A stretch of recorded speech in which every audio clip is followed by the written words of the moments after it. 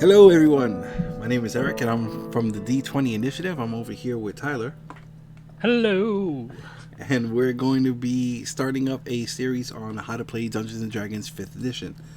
This first video here is just going to be a real simple overview of what to expect in the game, and we'll have future videos that go into more details that explain the specifics like choosing your class, picking your race, your background, how the game works with the rules, and all this other really awesome stuff. I guess we should start first by saying that there is no wrong way to play Dungeons and Dragons. As long as everyone that's playing with you agrees with what's going on, that's really all that matters. But for the sake of this video series, we're going to explain how the game is played using the rules as written, also known as raw, a term you'll see, a lot in the community. So I guess we should begin with, what is D&D? Tyler, Yeah, you want to take over? yeah. D&D is a tabletop RPG, also known as a role-playing game. Uh, it's used with dice and sometimes figures and maps. It doesn't have to be though. A lot of Dungeons and Dragons can be played with just your mind and a group of friends, and none of that stuff is needed. It all depends on what works best for your group. All right. What would you say sets D&D apart from, all of the other fantasy games people might be familiar with? uh, I mean, D&D itself has a lot of established lore, and most everything that you have played, if you're a gamer. I mean, let's take examples of Knights of the Old Republic from BioWare. That was based on uh, you know third edition Dungeons and Dragons. The people who made Dragon Age Origins, also from BioWare. There's a theme here. A lot of them worked on the original Baldur's Gate game, and went off from there. I mean, Dungeons and Dragons is kind of ingrained in society more than maybe some people, realize. It's it's got its it's got its tendrils all up inside. Oh yeah, I mean it's looked at as the grandfather of RPG games, tabletops. Pretty much, it started back in 1974. Back in a basement somewhere, I guess in Wisconsin or somewhere up there. But what would you say makes D&D different than, let's say, an RPG video game? I don't know. It's more personal than just sitting there playing a video game. I mean, I know I've made a lot of new friends playing this wonderful game. There's shares a lot of similarities. If you ever played, an Elder Scrolls game, you make your character and you go around play that character. But unlike games, you know, what you're limited to do in Dungeons and Dragons is whatever your imagination can come up with. There's no barriers saying, "Hey, you can't open this door right now because you haven't progressed that far in the story." Uh, sometimes, but it's all up to there's chance and camaraderie, and it's just a all around great experience. Yeah, I love it personally. I've been playing for 30 years, and I'd like to think of it as the ultimate choose your own adventure, Right. where, Yeah. like you said, I mean, you have complete freedom to do whatever you want your character to do within the limits of your character's abilities and the rules for the game that you're actually playing. And that stuff is usually all handled in session zero, which we'll cover in a future video. But let's kind of get to the nitty gritty. How do you play D&D? Let's say you have a friend who invites you to a game, and I mean it sounds real exciting. Maybe you're thinking of Lord of the Rings or Robin Hood or Battles of Troy, Jason and the Argonauts, whatever.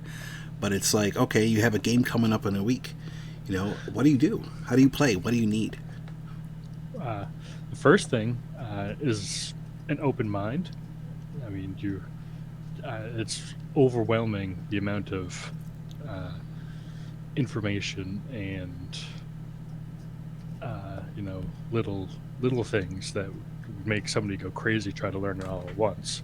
Uh, you'll hear different things about what you should bring and what you should be prepared for. But really, if you're going to go start your first game, all you really need is a piece of paper, something to write, and your imagination. You can get started right then, right there. We can, in later videos, obviously, we're going to go into how to create characters and stuff like that. But for your first game, if you want, there's the free rules released by Wizards of the Coast that you can use to kind of get a basic idea. But the most important thing, I would say, is that you go with an open mind and get ready to have some fun. Yeah, definitely. D&D is, it's a social game. This is one of the few games where you really can't play by yourself. I mean, I guess you could, but it's not designed for that. So, in addition to that imagination, it's good for you to enter this game with the mindset that you're going to be playing nice with other people. Eventually, you're going to want to get a set of dice, or 50, and a player's handbook. These things aren't cheap, but getting them is a sign of commitment to the game and a sign of respect, because these things aren't necessarily cheap. And, everybody eventually is going to want to have their own stuff. People, for the most part, are really generous about lending their books and dice and whatever to a new player, because we're always looking to bring new people in. But, if this is something that you feel you're going to wind up enjoying and, make it a part of your life, because it does become a part of your life at times, you're going to want to get all this stuff on your own. But, those are baby steps, and, just take it little by little.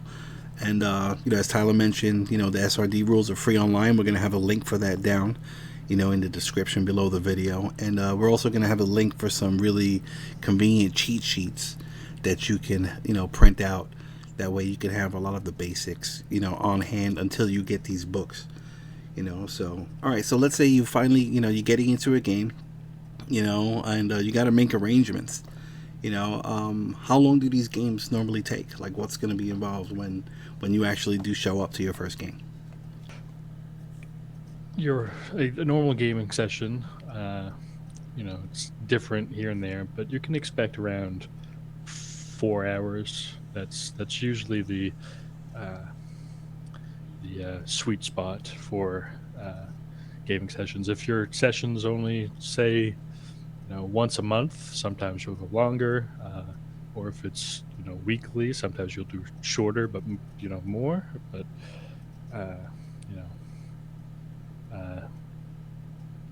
make sure to I always say to show up a little bit early. Make sure you get your snacks and drinks in order, so that when it's game time, you're ready to start without the worst thing is when the game's supposed to start at 7 o'clock and somebody shows up and then has to take a leak, and you start at 7:15 and everybody's Yeah, definitely.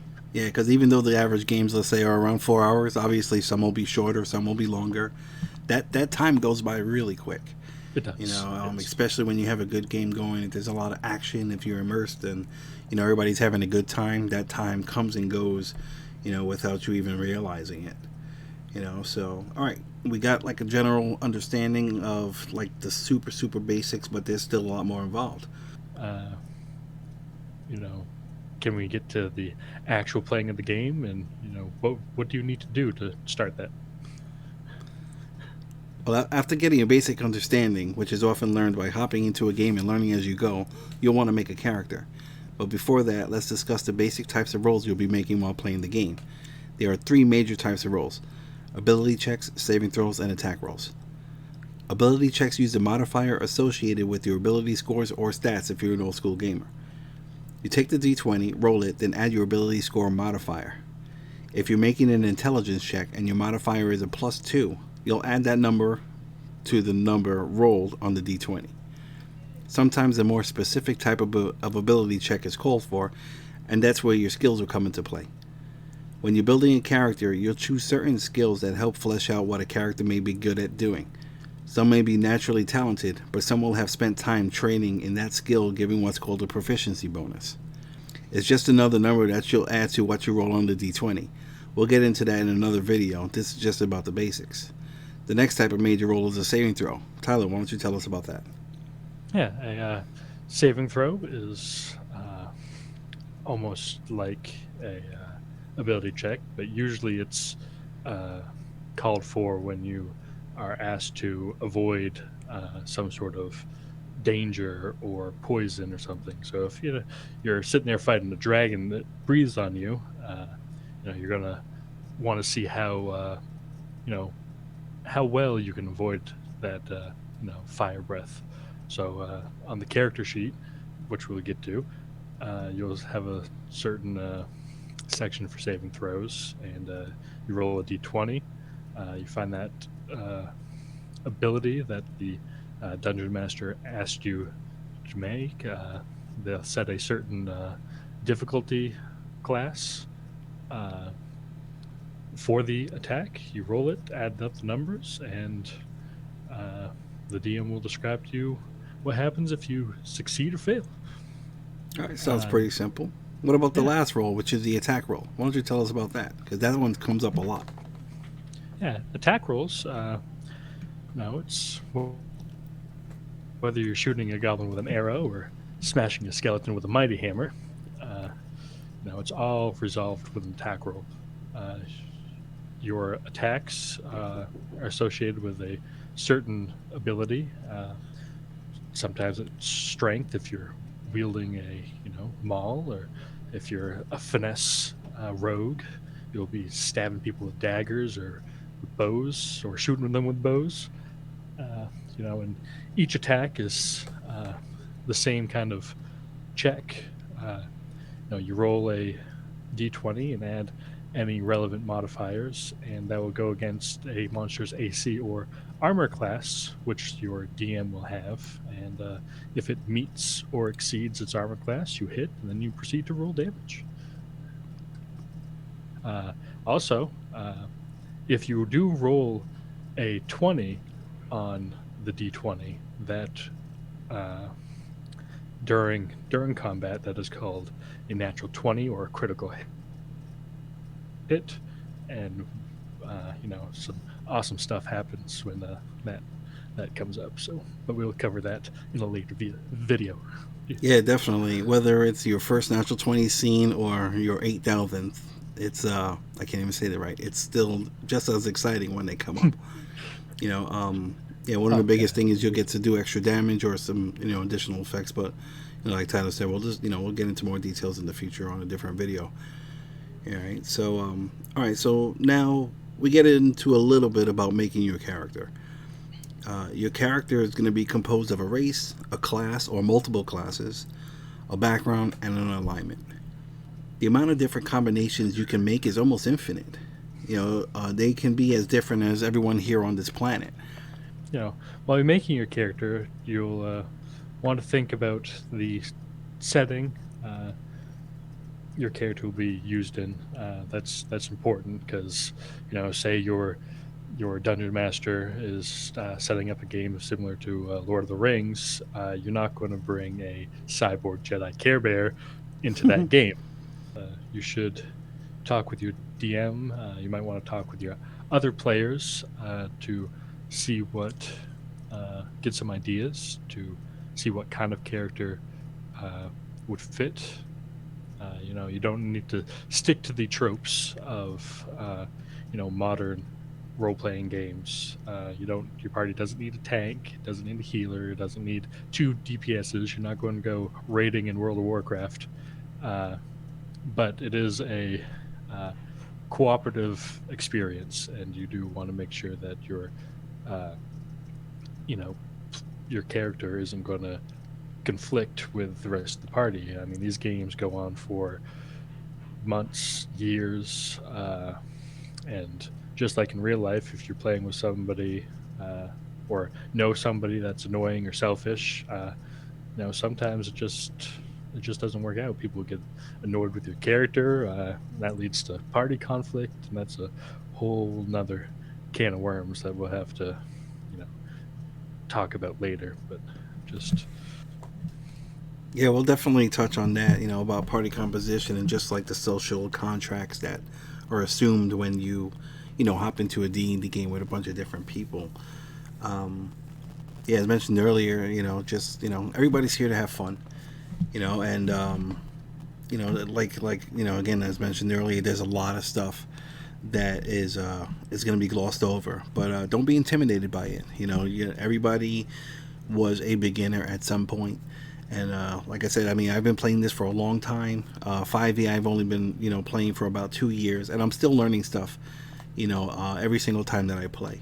I was going to say, you don't need a mastery of the rules. I mean, as a DM, I like it when players ask questions, because if I don't know it, then it's a chance for me to learn, and if you don't know it, it's a chance for you to learn, and it just helps everybody out. So don't be afraid to speak up.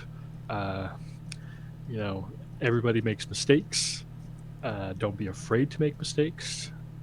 It's just it's just go and have fun. Yeah, and that's I guess that's pretty much it, for this first video. Just to kind of get your feet wet with what is D&D, kind of what's to be expected. Just a little bit about the D20 and how important that is in this particular gaming system. And I guess with that being said, we'll catch you on the next video. So if you like what you hear, hit that like button. Please give us a subscribe and hit that bell, so that way when new videos are coming up.